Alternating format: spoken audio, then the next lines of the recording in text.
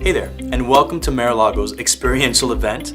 Now my name is George, I am your brand representative, and please allow me to take you on an illustrious journey through the whole jewelry making process down from the mining to the finished product of the beautiful Caribbean gemstone known as Marahlago larimar.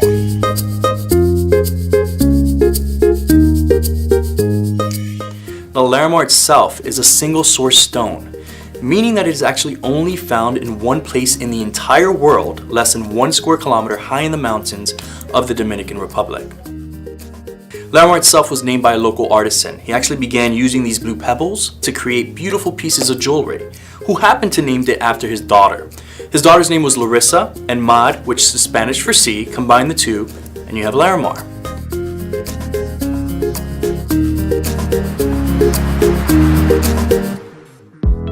Now, larimar mining itself is considered artisan mining, meaning that it is small scale and informal, carried out by individuals or actually small groups using very minimal machinery and equipment. Now, 40 years ago, the veins of high quality larimar was actually on the surface, but over time that material has all been mined. This requires the shafts to go deeper and deeper in search of high quality gems. Currently, to find the best grades of stones, these miners must dig several hundred feet down into the mountains.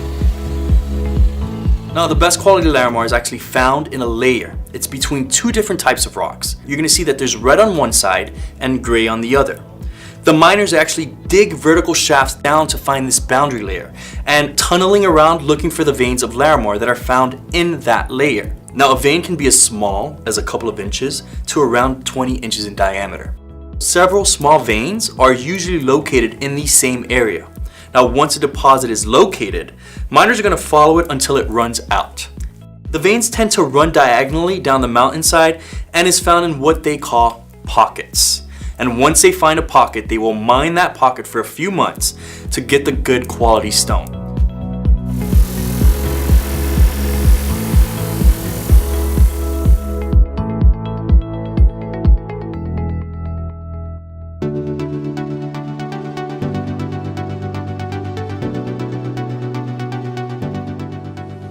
Adrian Nixon, the owner of Marahlago, flies to the DR several times a year to personally inspect each piece of larimar that is used in Marahlago jewelry. Now, it has taken years to learn how to detect the good stone from the bad just by looking at the outside of the rock. After a lot of trial and error, he has become one of the undisputed experts in larimar. Hi, my name's Adrian, and I'm the owner, designer, creator of Marahlago larimar jewelry. I wasn't the first person to discover larimar, but I was amongst the first jewelry designers to start working with this beautiful, rare and natural gemstone. We developed a grading scale, and in the process of bringing larimar to the public in beautiful jewelry at an affordable price point, we ended up creating a category of gemstone jewelry that has had immense benefit for the local community. When he visits the mines to purchase the larimar, what you purchase is just the rock. You won't find out what's inside the rock until you cut it open. So, as you can tell, it's very important to know what you are looking for. Now, larimar's unique color and pattern is an important component of this rare gemstone, as there are no two pieces that are exactly alike. If you see a piece that you like, with the stone color that you like and it's pleasing to you, then you shouldn't wait to purchase it, because you are not going to be guaranteed to see that exact coloring in any other piece of larimar jewelry. This gemstone is unique. It is because it's one of the few gemstones where the miners directly profit from the mining of each stone. Now, years ago, when the stone was discovered, the local villagers formed a cooperative to control the mineral rights. This means that when they mine the stone, they directly profit from the proceeds. The downfall to this is that the miner's income varies wildly. Now, they can work for years with very little to show for it, but when they find those good pockets, it's literally part dirt. Marahlago realizes this problem, and they developed a partnership to help during those long periods of times when they're not finding any stone. Now, over the years, as Marahlago has established larimar on the map as a desired gemstone, it has created a worldwide demand, and it's very easy to see that the overall quality of life has improved dramatically for these miners, thanks in part to the support of Marahlago's commitment to using the top quality larimar and providing it to the consumer at an affordable price.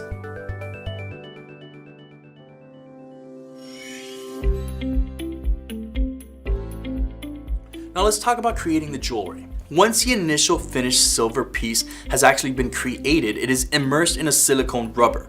The original silver piece is then removed to leave an empty mold, and we go on to the wax mode.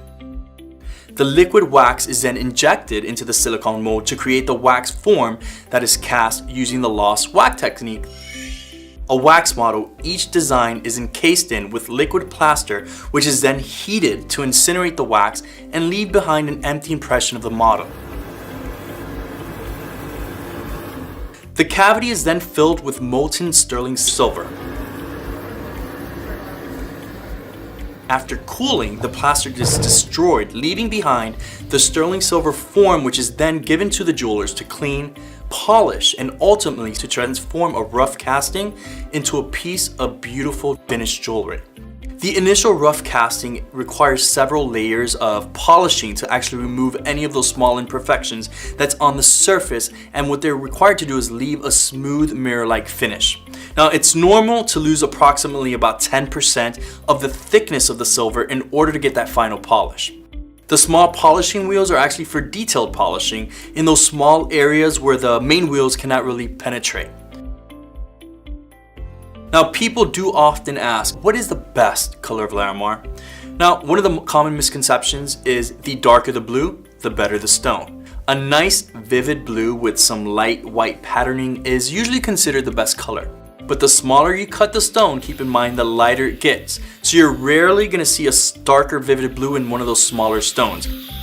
So the larimar rocks are actually cut into slices, and then they're actually going to be set into these preforms such as these. Now, each preform is reviewed by a master cutter to determine the best size and the best shape of finished piece of product that can be made from it. The preform larimar is cut to the approximate size and shape for each design is going to be given to the stone cutters, and what they're going to do is get that final shaping and polishing of each individual stone so it can fit perfectly into each piece of silver. Another important tool, the graver tool. Gravers are among the most useful tools at a jeweler's bench. They are actually small cutting tools used for stone setting, for texturing, for deburring, and for applying decorative finishes. And each small accent stone is going to be set by hand using a variety of those graver tools. Now, a sharp graver is going to slice into the metal. They're going to carve out the silver, and what they're going to do is become that final prong.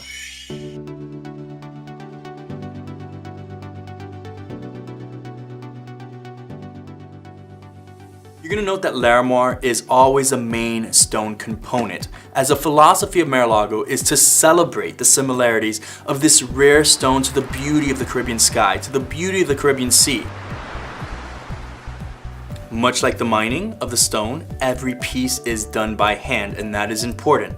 Some styles can take many weeks to create just one piece of jewelry, and each piece of Marahlago larimar jewelry is treated with special care. It has a special attention to detail from the beginning of the mining process all the way to the end of the creation of a beautiful piece of Marahlago jewelry.